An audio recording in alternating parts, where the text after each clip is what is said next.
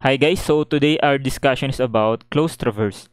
So pag sinabi natin class na traverse or traversing class, it is a method of measurement of the length and direction of our lines to provide the position or location of our points. So let's say ito yung mga points natin. Okay, so para dito sa topic natin closed traverse class, kinoconduct ito for the purpose of let's say definition nung ating lot boundary or yung property line. So pwedeng dahil doon kaya natin siya ginagawa. Or di kaya class gusto natin malaman yung area ng ating land. Okay, and then also sinasurvey natin yung ating land. So pwede class dahil halimbawa gusto nating i-subdivide into equal part, no, yung lote natin. So to do that, kailangan ma-create natin, no, yung traverse or yung closed traverse na magre-represent dun sa ating lot. Okay, so simulan muna natin class sa introduction. So ano yung tawag sa mga points dito sa ating traverse? So tawag dyan class is traverse station. Okay, wherein pag sinabi mong station, dyan natin sineset up, no, yung mga instrument. And then yung mga lines naman na to is tinatawag as traverse line. So, ganun lang siyang kasimple. Ngayon, paano i-name, no, yung ating traverse? So, ninename ito base sa kung paano natin kinonduct yung survey. So, let's say for example, yung first instrument setup natin is dito sa point na to. So, we can call this point 1 or point A. So, depende sa preference ng surveyor. So, let's say, ako gusto ko point 1 siya. Tapos, we have two ways, no, para i-survey yung land. So pwede natin siyang i-survey ng pa-clockwise manner. So ito yung next point, next point, next point. Or di kaya pwedeng counterclockwise. So again, preference na naman yun ng surveyor. So halimbawa, ito yung next point niya. So therefore, kung 1 yan, edi 2 ito. Kung A ito, pwedeng itong pangalanan as B naman. So 2, magiging 3. So 4, and then 5. So once na ma-generate na natin, no, yung naming ng ating traverse station para naman sa traverse line natin. So simpleng pwedeng ganito lang class. So yung length nito is magiging L, tapos di ba pag ganito siya sinurvey? So from 1 to 2. Ito, length 2 to 3. Ito, L 3 to 4, 4 to 5, and then 5 to 1. Okay, so mahalaga class, no, yung pagna-naming lalo na dito sa traverse line kasi yung naming na yan will define, no, yung sense of direction ng ating line. Kasi katulad nung sa previous discussion natin regarding bearing, 'di ba, we have forward bearing saka yung back bearing. Pag sinabi mong forward bearing, yung bearing is measured from the initial point to the end point. So kung L12, pag ganito yung forward niya, 'di ba? So, pag back bearing, from endpoint naman niya, pabalik. Ganun siya, class. Kaya critical din, no, yung pag-name ng ating lines. Ngayon, proceed tayo, class, sa components and properties na mahalagang alam mo regarding sa closed traverse. So, let's say, consider natin itong line 1, 2. So, kadalasan kasi, no, gusto nating pinaplot graphically yung ating mga points. So to do that, kailangan mag-generate tayo ng, let's say, point of origin. So itong initial point, and then kunin natin yung coordinates ng other point. So para makuha yung coordinates, kailangan i-convert natin itong line niya into its rectangular components. So ibig sabihin, imbis na pa-incline siya, kukunin natin yung parang x and y component niya. So di ba class, provided naman yung bearing niya. So, let's say ito yung line 1, 2. So, yung bearing niya is from north. So, ito yung bearing.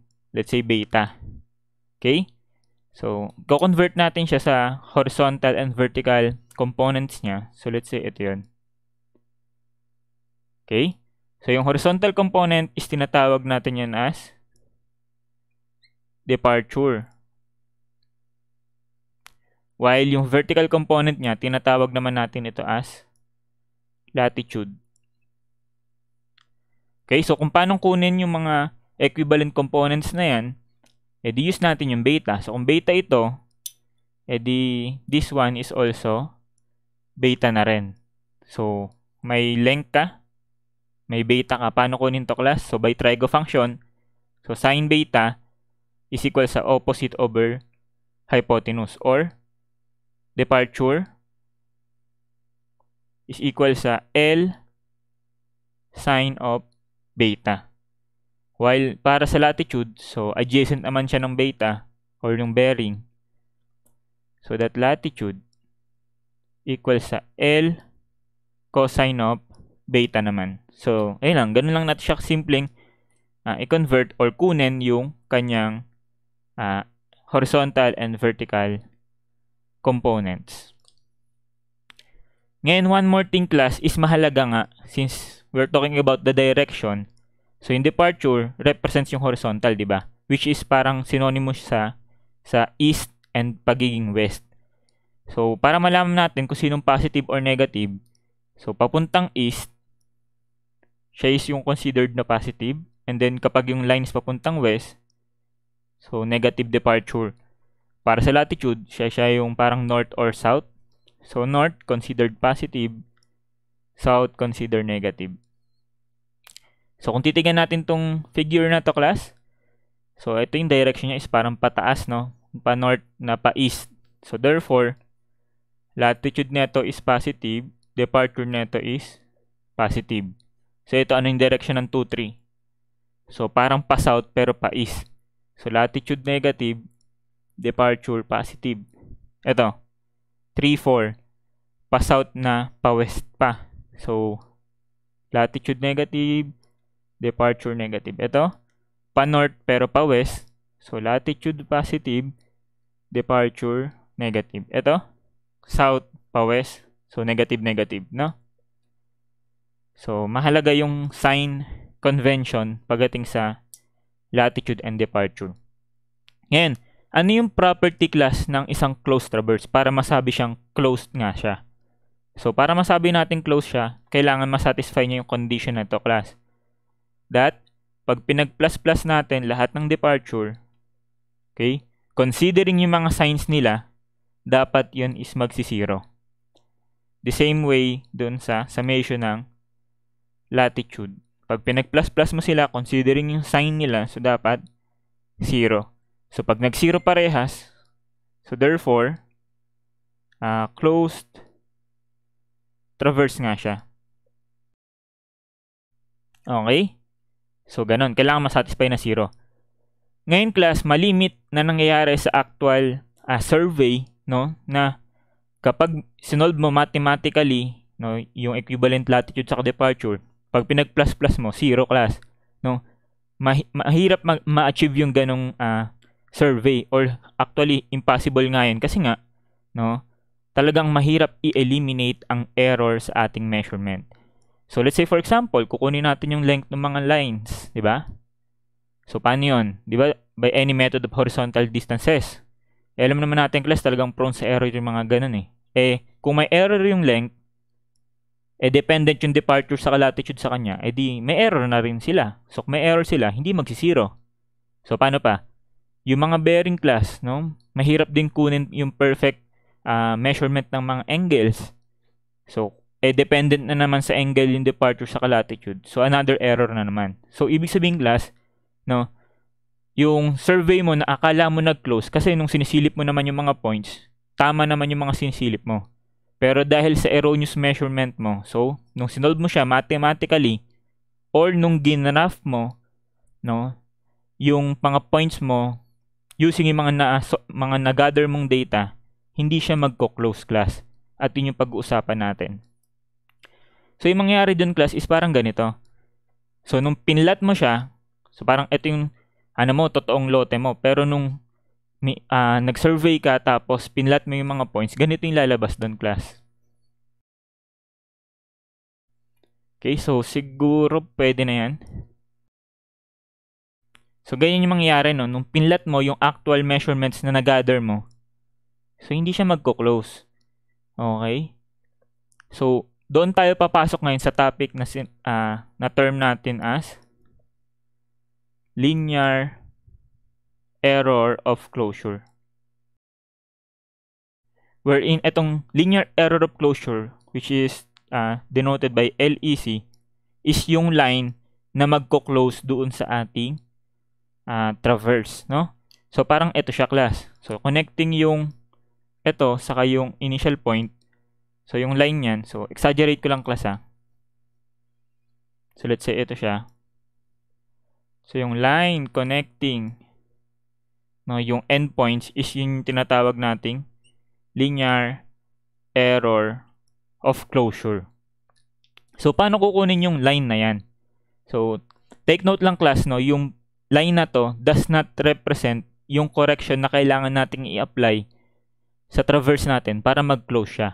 So itong linear error of closure only shows na meron tayong error na nakamit, pero hindi yan yung correct way para i-adjust, no, yung mga measurement para masabing close.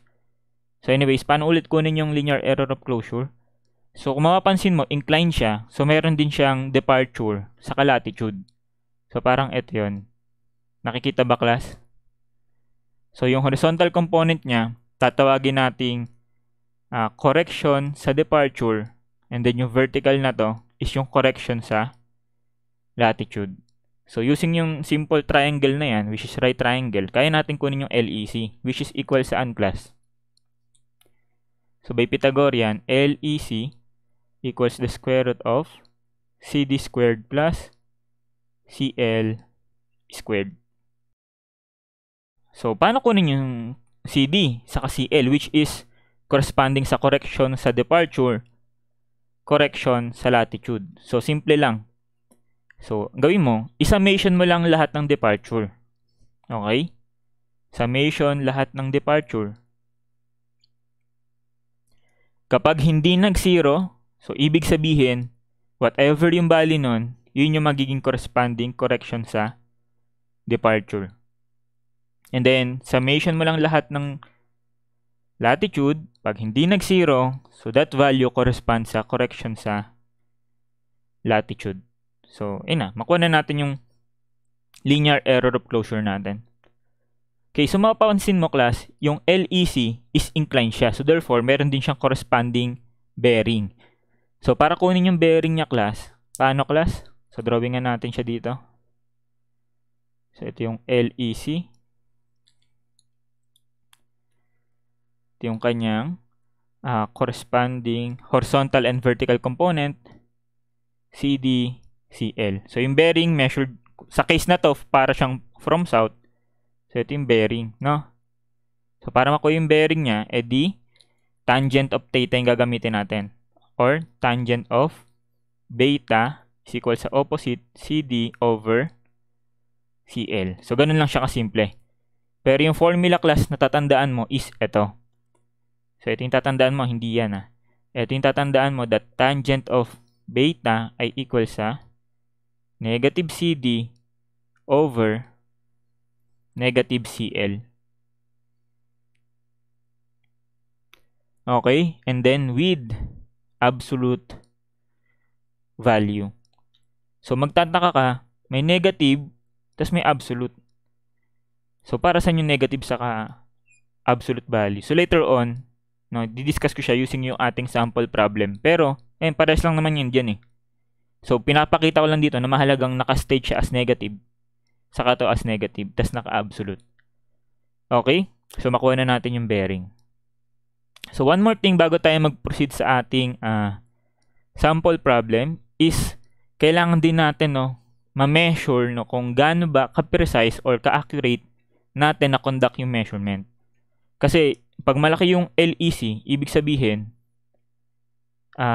less precise or less accurate, yung kinonduct natin. So, marami tayong na-commit na error. So, paano ba natin mina-measure, class, yung precision or yung accuracy? So, kung makare-recall mo sa very first topic pa natin regarding errors, that is measured by means of relative precision. So, dito ko na lang sulat yun, class. Relative precision.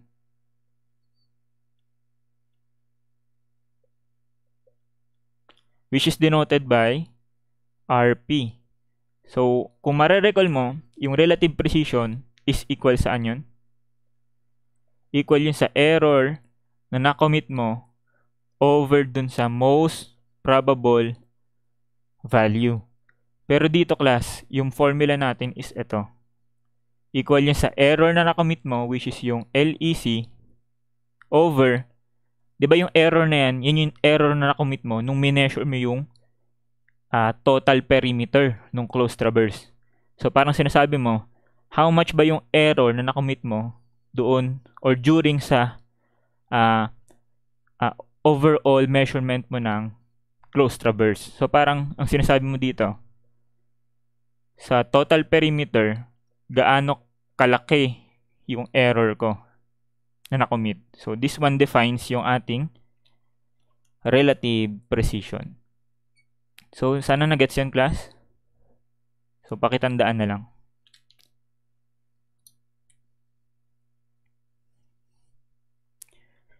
Okay, so I think na-discuss ko naman na lahat ng mahalagang components and properties na dapat alam mo sa closed traverse. So I think we can now proceed sa ating sample problem. Okay?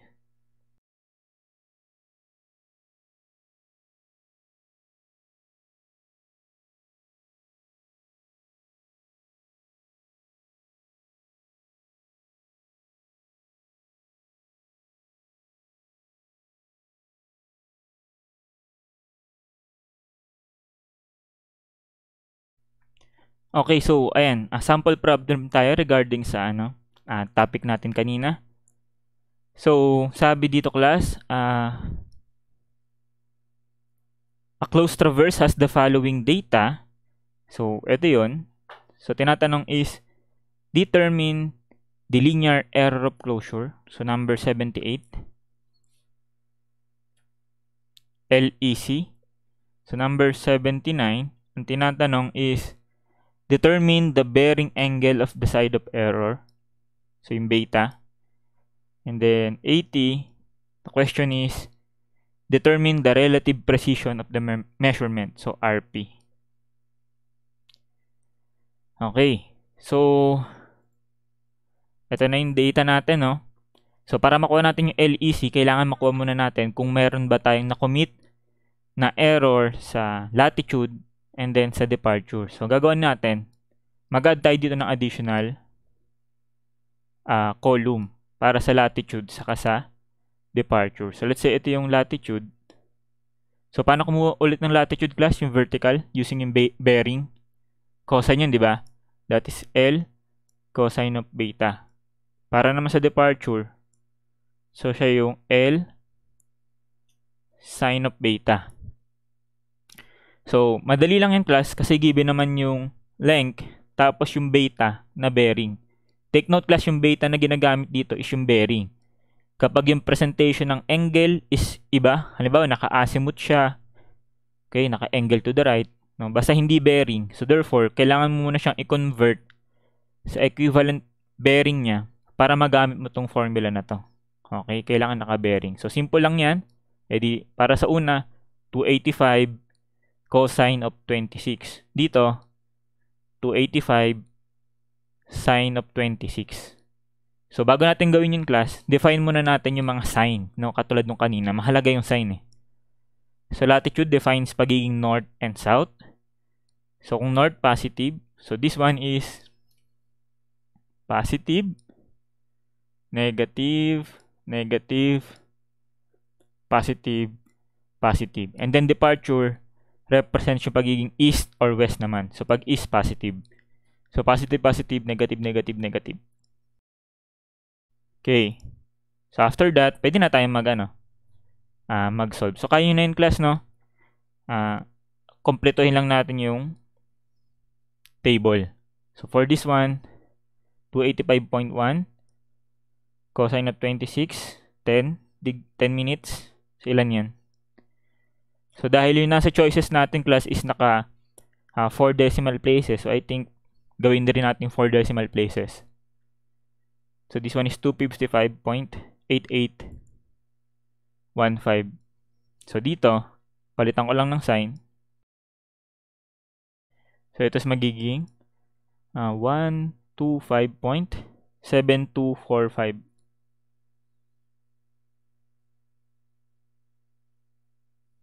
Okay, so tama ba yan? So, kukumpletuhin mo lang yung class. So, check mo na lang kung pares tayong sagot.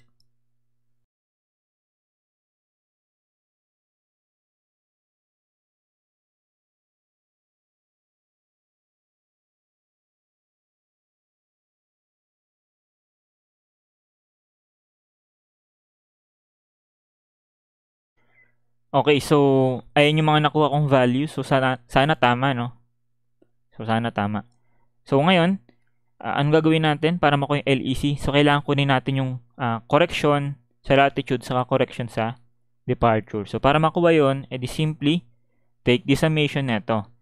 So that summation ng mga latitude, okay, which is equal, di ba, sa correction ng latitude ay equal saan? So considering yung mga sign nila. So ilan yan, class?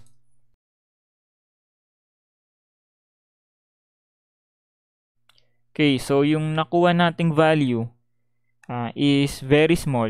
So which I think is tama kasi 'di ba sabi nga natin yung mga correction dito, class, is maliliit lang naman.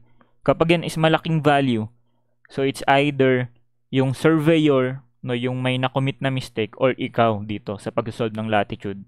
So maliit lang yung nakuha ko, which is equal sa negative 0.7173. Okay, next, para naman sa correction sa departure, so equal sa summation ng departure. Ilan yan, class?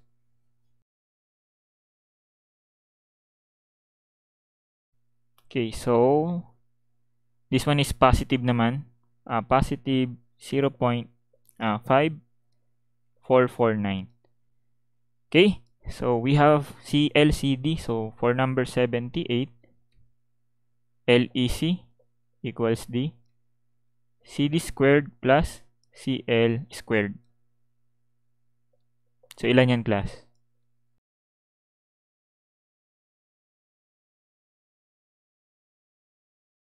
So sagot 0.9008, and then that is in meters. So maliit lang, which is ano ang sagot sa ating handout? Okay, so that is letter C, 0.9006 meters. So di na malayo, class, yung sagot natin, no? 0.9008. So siguro galing lang yan, yung discrepancy niyan dun sa pag-round up natin ng mga latitude sa departure. So, pero acceptable naman na yung sagot natin. Okay, so next na tinatanong is yung bearing. So, we know, di ba? Yung formula para sa bearing is ano yan, class? So, tangent of bearing ay equal sa absolute value ng negative CD over negative CL. So, ngayon, pag-usapan natin kung bakit negative. So, ganito yun, class. Di ba? Ang ginagawa kasi natin, no, para ma-close natin yung traverse natin is nagdadagdag tayo ng line, which is yung LEC. And then sabi natin, yung LEC na yun, class, or which is yung linear error of closure, is meron siyang sarili niyang departure sa latitude. So, ang question lang doon, class, para sa latitude, ano dapat yung latitude ng LEC na yon, no, para ma-close natin yung traverse? Kasi 'di ba, sa case na to, nung pinag-plus-plus mo siya, hindi siya nag-zero.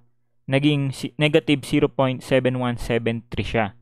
So, para mag-zero siya, ano dapat yung latitude nung LEC, class? Ano dapat yung idagdag ko para pag pinag-plus-plus mo sila, magsi-zero? O di ano, class? E di dapat, no, yung latitude ng LEC must be positive 0.7173. Gets ba yon? Kasi nung sila pa lang, negative. So, kung magdadagdag ako ng positive, so pag pinag-plus-plus mo ulit sila, yun, magko-close na, magsi-zero na yung latitude. Gets ba? So, ibig sabihin, class, kaya natin ginawang negative, no, para makuha natin yung totoong latitude nung LEC na idadagdag natin para ma-close natin yung traverse or polygon natin. So, the same dito sa departure, nung pinag-plus-plus mo sila, ang labas, hindi nag-zero, naging positive 0.5449. So, ano dapat yung departure ng LEC? Para pag pinlas mo ulit silang lahat, kailangan magsisiro na sila. O, di dapat, negative naman siya, no? Negative ng 0.5449.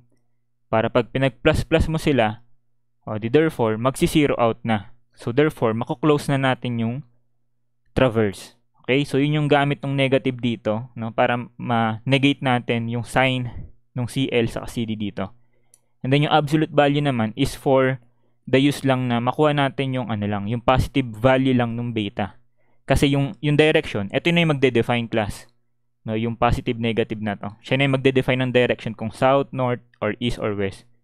So, absolute value na lang tayo dito. So, apply natin yung class. So, that tangent of beta equals absolute value. So, sa taas, negative of CD. Ito. 0.5449. And then, sa baba, negative of CL. Negative 7173. Okay? So, lumalabas, no? Yung departure natin, sa taas to, di ba, departure, is para siyang negative. And then, yung latitude natin, lumalabas para siyang naging positive, which is eto nga. So, kung negative ang departure, saan patungo yan, class? Pa-east ba yan or pa-west? Negative departure, papuntang west. Positive latitude, papuntang north. No? Sila yung magde-define ngayon ng direction. So, kunin lang natin yung tangent of beta. No, yung absolute value. Ilan yan, class? Ilan ang beta?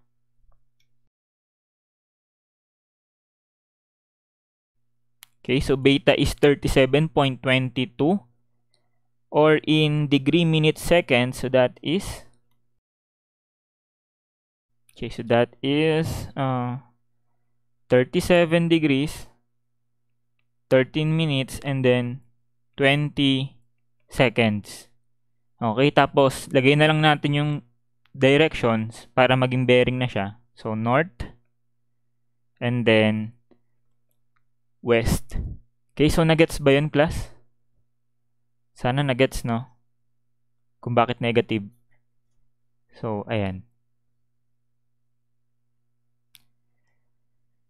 Okay, so sa choices, anong sagot? Sa choices is letter A, no? Siya yung nearest. So, 37 degree, 13.5 minutes. So, north and then west.